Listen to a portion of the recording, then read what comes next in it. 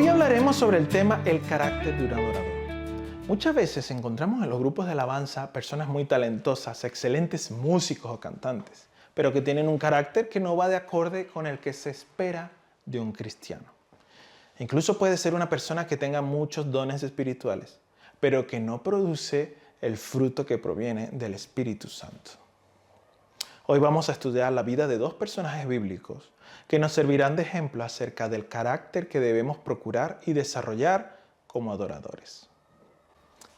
David, el salmista más famoso. El rey David, conocido como el hombre conforme al corazón de Dios, es un ejemplo destacado de un adorador apasionado y genuino. A lo largo de su vida, David demostró un carácter de adoración que trascendió las circunstancias, ya sea en momentos de triunfo o de profunda angustia. Su vida nos ofrece valiosas lecciones sobre cómo cultivar un corazón que busca a Dios en todo momento. David tenía un corazón apasionado por Dios. David mostró un amor profundo y apasionado por Dios desde su juventud. Como pastor de ovejas, pasaba tiempo en soledad adorando a Dios y quizás ahí empezó a componer salmos que expresaban su devoción. Esto lo vemos claramente en los salmos que compuso. Por ejemplo, el Salmo 63, del 1 al 3 dice: «Oh Dios, tú eres mi Dios, yo te busco intensamente. Mi alma tiene sed de ti, todo mi ser te anhela, cual tierra seca, sedienta y sin agua. Te he visto en el santuario y he contemplado tu poder y tu gloria. Tu gran amor es mejor que la vida, por eso mis labios te alabarán». Un adorador genuino tiene un corazón que arde por la presencia de Dios, buscándolo con fervor y dedicación. David era sensible espiritualmente.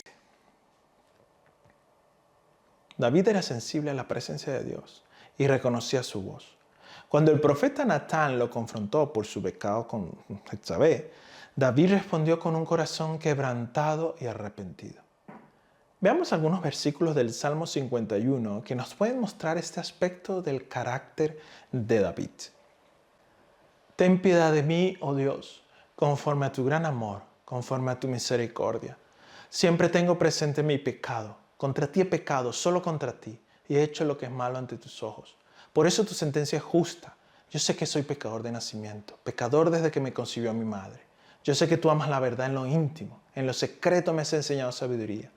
Crea en mí, oh Dios, un corazón limpio y renueva un espíritu firme dentro de mí. Un adorador debe estar atento a la voz de Dios y humillarse ante Él cuando es corregido. David rendía adoración a Dios aún en medio de las dificultades. A pesar de enfrentar persecución, traición y peligro, David nunca dejó de adorar a Dios. Cuando huía de Saúl, escribió salmos que expresaban su confianza en Dios. Veamos algunos versículos del Salmo 57. Ten piedad de mí, oh Dios, ten piedad de mí, pues en ti me refugio. A la sombra de tus alas me refugiaré hasta que haya pasado el peligro. Firme está, oh Dios, mi corazón, firme mi corazón está. Voy a cantarte y entonarte salmos. Te alabaré, Señor, entre los pueblos. Te cantaré salmos entre las naciones. Un verdadero adorador no depende de las circunstancias para alabar a Dios. Lo hace incluso en los momentos más oscuros. David tenía una actitud constante de gratitud y celebración. David expresaba su gratitud a Dios con alegría y celebración. Cuando el arca del pacto fue llevada a Jerusalén, David danzó con todas sus fuerzas delante de Dios, sin importarle la opinión de los demás. Eso lo leemos en 2 Samuel 6:14. Vestido con un efod de tela de lino, se puso a bailar ante el Señor con gran entusiasmo.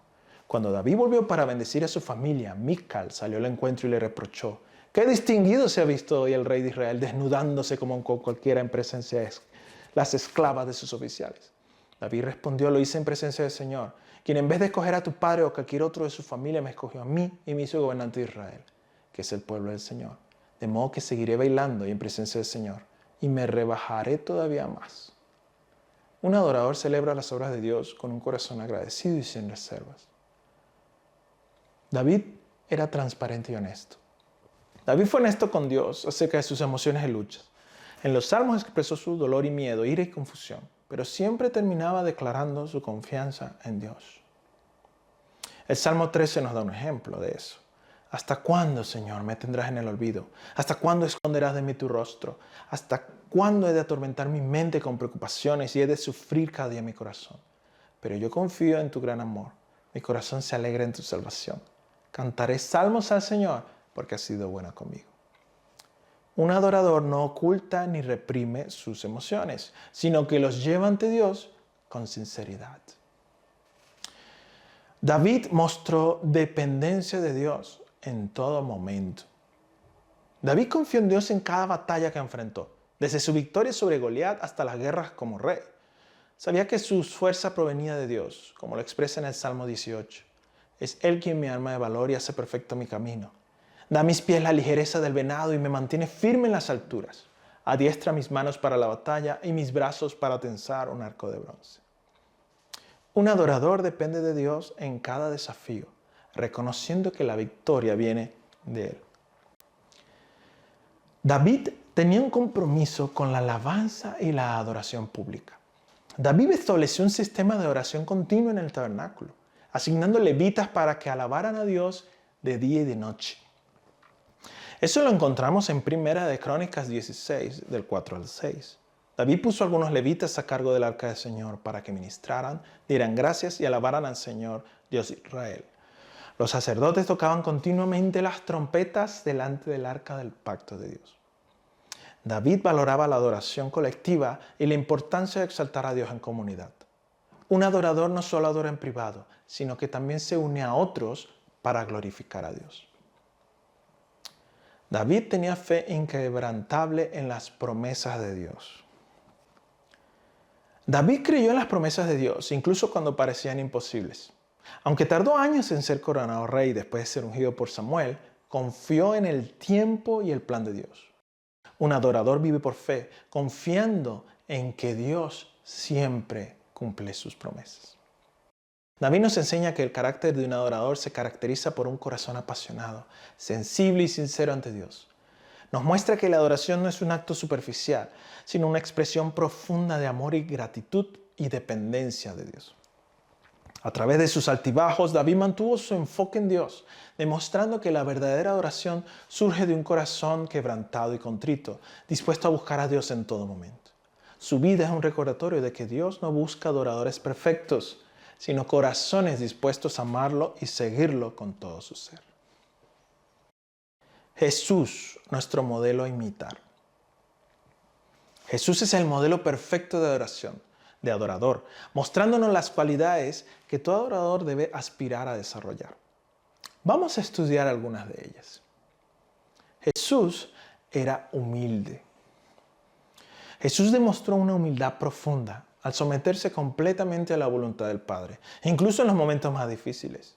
En el jardín del Getsemaní oró: no se haga mi voluntad, sino la tuya.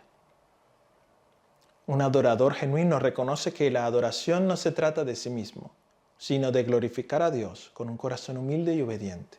Esto es especialmente notable en Jesús, ya que Él era el Hijo de Dios, pero aún así se sometía al Padre. Jesús amaba a los demás. Jesús mostró un amor incondicional hacia las personas, especialmente hacia los marginados, los enfermos, los pecadores. Su compasión lo llevó a sanar, perdonar y servir. Esto lo podemos ver en Mateo 9:36. Al ver a las multitudes, tuvo compasión de ellas, porque estaban agobiadas y desamparadas como ovejas sin pastor. Un adorador verdadero no solo se enfoca en su relación personal con Dios, sino que también expresa el amor de Dios hacia los demás, sirviendo y bendiciendo a quienes lo necesitan. Jesús tenía una vida de oración. Jesús mantenía una conexión íntima con el Padre a través de la oración. Buscaba momentos de soledad para orar. Eso lo podemos ver en Marcos 1:35. Muy de madrugada, cuando todavía estaba oscuro, Jesús se levantó, salió de la casa y se fue a un lugar solitario donde se puso a orar. También enseñó a sus discípulos la importancia de orar sin cesar. Como dice Lucas 18:1, Jesús contó a sus discípulos para mostrarles que debían orar siempre, sin desanimarse. Un adorador cultiva una vida de oración constante, reconociendo que la adoración no se limita a momentos específicos, sino que es un estilo de vida. Jesús era íntegro. Jesús vivió una vida de pureza y santidad, resistiendo a las tentaciones y manteniéndose fiel a los principios del reino de Dios. Eso lo vemos en Hebreos 4:15, porque no tenemos un sumo sacerdote incapaz de compadecerse de nuestras debilidades, sino uno que ha sido tentado en todo de la misma manera que nosotros, aunque sin pecado. Un adorador busca vivir en santidad, apartándose del pecado y alineando su vida con la verdad de Dios. Jesús mostraba gratitud en todo momento. A pesar de las dificultades, Jesús expresó gratitud al Padre. Antes de multiplicar los panes y los peces, por ejemplo, dio gracias. Juan 6:11 nos dice, Jesús tomó entonces los panes, dio gracias y distribuyó a los que estaban sentados todo lo que quisieron. Lo mismo hizo con los pescados. En medio del sufrimiento, mantuvo una actitud de confianza y alabanza. Un adorador agradece a Dios en toda circunstancia, reconociendo su bondad y fidelidad que son eternos. Primera de Tesalonicenses 5:18 nos manda, den gracias a Dios en toda situación, porque esta es su voluntad para ustedes en Cristo Jesús. Jesús era dependiente de Dios. Jesús dependía completamente del Padre para todo lo que hacía.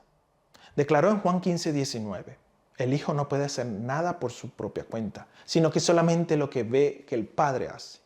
Un adorador reconoce su necesidad de Dios y confía en su provisión, guía y poder. Jesús estaba enfocado. Jesús vivió con la mirada puesta en la eternidad y en el cumplimiento del plan divino. Hebreos 12:2 nos dice, fijemos la mirada en Jesús, el iniciador y perfeccionador de nuestra fe, quien por el gozo que le esperaba soportó la cruz, menospreciando la vergüenza que ella significaba, y ahora está sentado a la derecha del trono de Dios. Un adorador no se conforma con lo temporal, como nos enseñó Jesús en Mateo 6:33. Más bien, busquen primeramente el reino de Dios y su justicia. Entonces todas estas cosas les serán añadidas. Jesús no solo enseñó cómo adorar, sino que vivió una vida de adoración constante, mostrándonos que la verdadera adoración trasciende los rituales y se manifiesta en una vida transformada que glorifica a Dios en todo momento.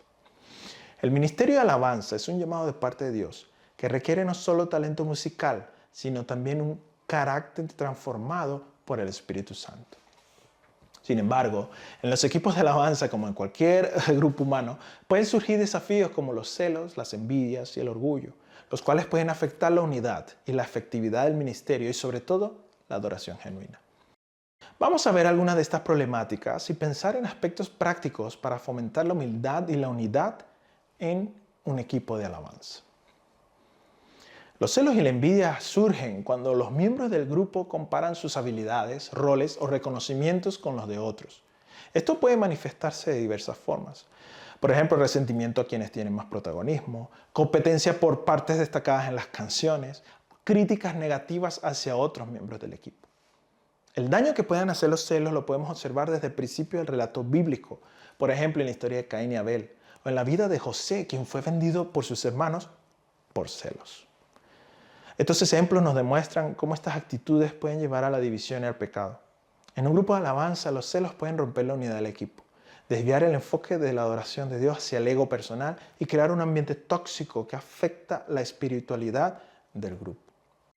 También debemos hablar del orgullo, el cual se manifiesta cuando los miembros del equipo se enaltecen a sí mismos por sus habilidades o posición en el ministerio. Esto puede incluir actitudes de superioridad hacia otros, resistencia a recibir corrección o feedback y el deseo de ser el centro de atención en lugar de dirigir la mirada hacia Dios. Un ejemplo de esto lo vemos en Daniel 4 del 30 al 33 y nos referimos a la historia de Nabucodonosor, quien exclamó, ¿no es esta la gran Babilonia que he construido como capital del reino, con mi enorme poder y para la gloria de mi majestad? No había terminado de hablar cuando se escuchó una voz que desde el cielo decía, tu autoridad real se te ha quitado, hasta que reconozcas que el Altísimo es el que domina sobre todos los reinos del mundo y que se los entrega a quien Él quiere. El orgullo trae consecuencias nefastas, ya que obstaculiza el crecimiento espiritual individual y colectivo. Genera divisiones, resentimientos en el equipo, deshonra a Dios, ya que la adoración debe ser humilde y centrada en Él. ¿Cuál es el antídoto frente a los celos, la envidia y el orgullo? La humildad. La humildad es clave para contrarrestar los celos, la envidia, el orgullo. Jesús, como hemos visto, es el máximo ejemplo de humildad y nos llama a seguir su ejemplo. Primero, debemos reconocer que todo talento y don que tenemos proviene de Dios, como dice Santiago 1:17. Toda buena dádiva y toda perfecta bendición descienden de lo alto, donde está el Padre que creó las lumbreras celestes y quien no cambia ni se mueve. Debemos alegrarnos por los logros y las bendiciones de otros. Como dice Romanos 12:15, alégrense con los que estén alegres. Debemos pensar en equipo. No servimos solos a Dios, sino que servimos como una comunidad. Somos parte del cuerpo de Cristo y en este caso parte del equipo de alabanza. También debemos estar dispuestos a servir en cualquier rol, sea grande o pequeño, como dijo Jesús a sus discípulos en Marcos 9:35. Si alguno quiere ser el primero, que sea el último de todos y el servidor de todos. No olvidemos que nuestro propósito como equipo es glorificar a Dios y guiar a la congregación en adoración, no lucir talentos personales. Nuestro propósito como grupo no es recibir reconocimiento alguno. Cada uno de nosotros tiene una función única en Cristo. Pero es cuando servimos juntos que podemos llevar a cabo nuestra misión y nuestro propósito como grupo de alabanza.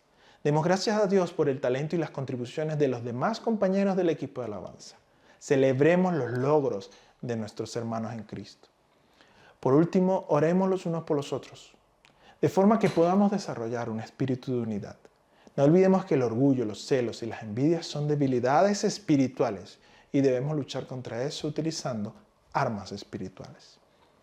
Un equipo de alabanza unido y humilde no solo glorifica a Dios, sino que también se convierte en un testimonio poderoso para la iglesia y el mundo. Como dice el Salmo 133:1.